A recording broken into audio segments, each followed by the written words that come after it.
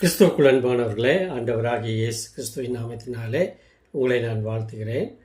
நாம் இன்றைய நாட்களில் பவுலின் ஜெபத்தை குறித்த ஒரு ஜெபத்தை நாம் தியானிக்க இருக்கிறோம். பவுலின் ஜெபம், அதாவது எபேசியர் 1ஆம் அதிகாரம் 17 முதல் 19 வசனங்களில் அப்போஸ்தலனாகிய பவுல் எபேசு திருச்சபை மக்களுக்காக ஜெபிக்கிற ஒரு ஜெபத்தின் ஒரு பகுதியை தான் இந்த நாளில் நாம் தியானிக்க இருக்கிறோம். அன்பானவர்களே, ஜெபம் என்பது ஒரு விசுவாசியின் வாழ்க்கையில் இன்றியமையாத ஒன்று என்று நாம் அறிந்திருக்கிறோம். வேதத்தில் அநேக ஜெபித்த ஜெபங்கள் குறிப்பிடப்பட்டுள்ளது. இன்றைய நாட்களில் நாம் எப்படி ஜெபிக்கிறோம், நம்முடைய ஜெபம் ஆண்டுடைய பார்வையில் எப்படி காணப்படுகிறது, தெய்வ மனிதர்கள் எப்படி ஜெபித்தார்கள் என்பதை ஆராய்ந்து வேதம் ஜெபத்தை குறித்து என்ன போதிக்கிறது என்பதை நாம் கற்றுக்கொள்ள இருக்கிறோம்.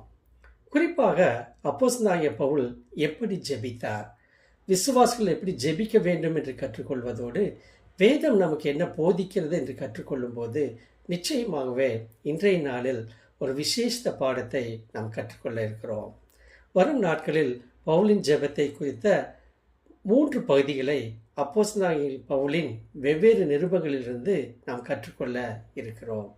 திரியேக தேவன் தாமே நம்மோடு கூட இடைப்பட்டு ஜெபத்தை குறித்த ஒரு விசேஷ வெளிப்பாட்டை பெற்றுக்கொள்ள உதவி செய்வாராக.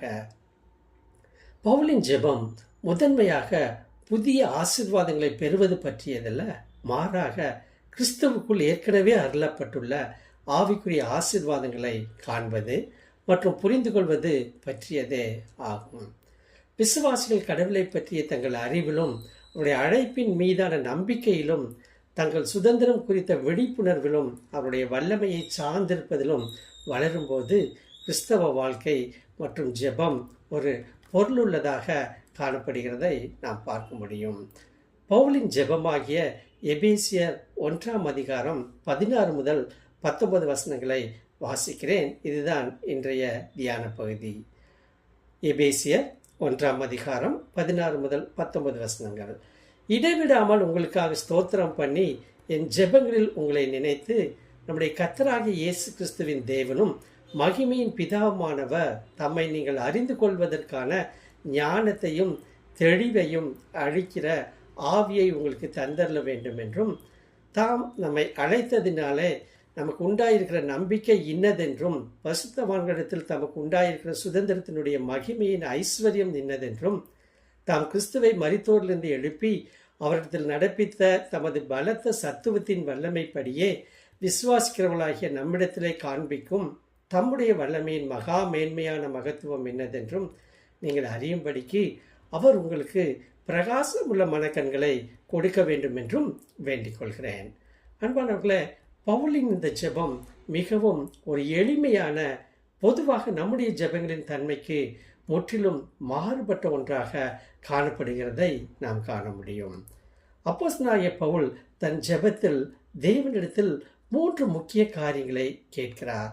முதலாவதாக ஆவிக்குரிய ஞானம், ஸ்பிரிட் ஆஃப் விஸ்டம். இரண்டாவதாக தெளிவை அளிக்கிற ஆவி, ரெவலேஷன் இன் தி நாலேஜ். மூன்றாவதாக பிரகாசமுள்ள மனக்கண்கள், என்லைட்டன்ட் ஹார்ட். அதோடு மட்டுமல்லாமல் 3 ஆவிக்குரிய யதார்த்தங்களை பற்றிய அறிவை பெற்றுக்கொள்ள ஜெபத்தில் பிரயாசப்படுகிறார்.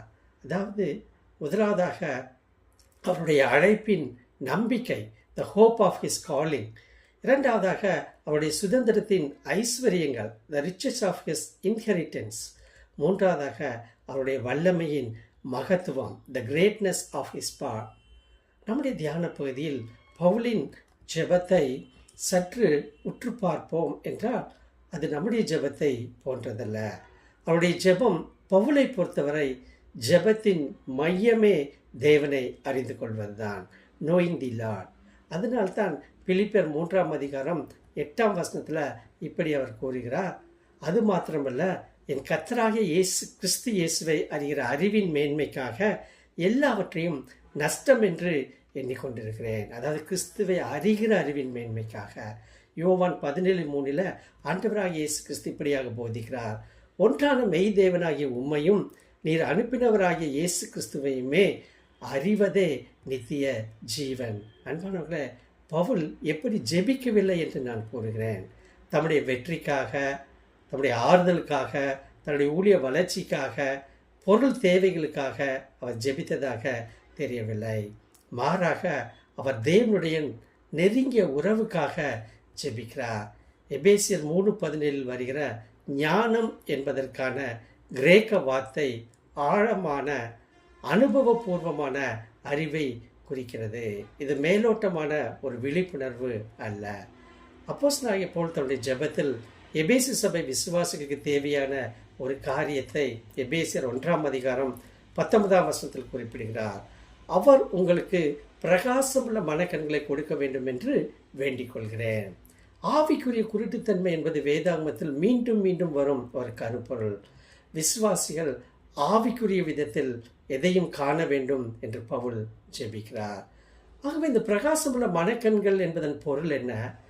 ஆவிக்குரிய அர்த்தத்தை, யதார்த்தத்தை தெளிவாக உணர்ந்து கொள்ளுதல், தேவனுடைய நோக்கங்களை புரிந்து கொள்ளுதல் என்று அர்த்தம் கொள்ளலாம். இது வெறும் உணர்ச்சி பூர்வமான ஏவுதலை விட மேலானது.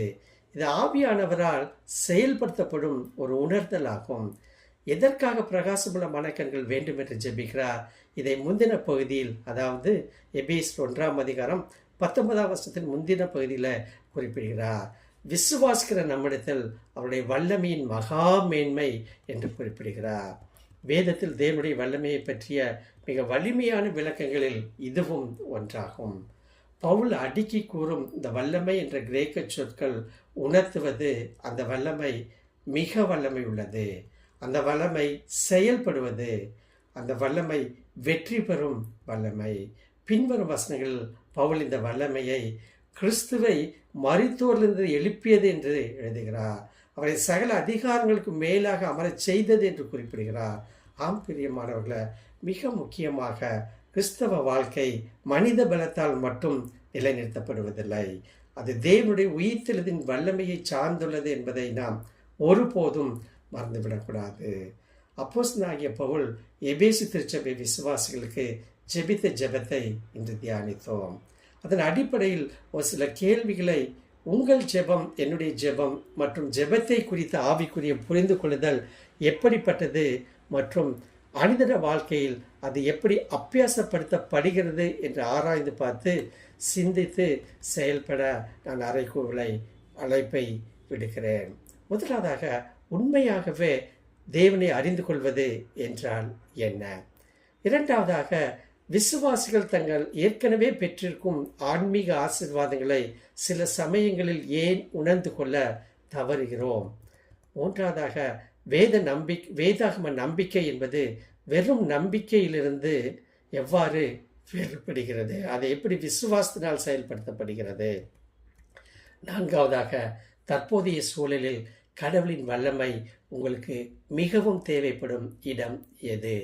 ஐந்தாவதாக, தினசரி வாழ்வில் பிரகாசமுள்ள மனக்கண்கள் என்பது நடைமுறையில் எத்தகைய வடிவத்தை எடுக்கும் என்பதை சிந்தித்து செயல்படும்படியாக இந்த நாளில் திரியேக தேவன் உங்களுக்கும் எனக்கும் உதவி செய்வாராக. ஆமேன்.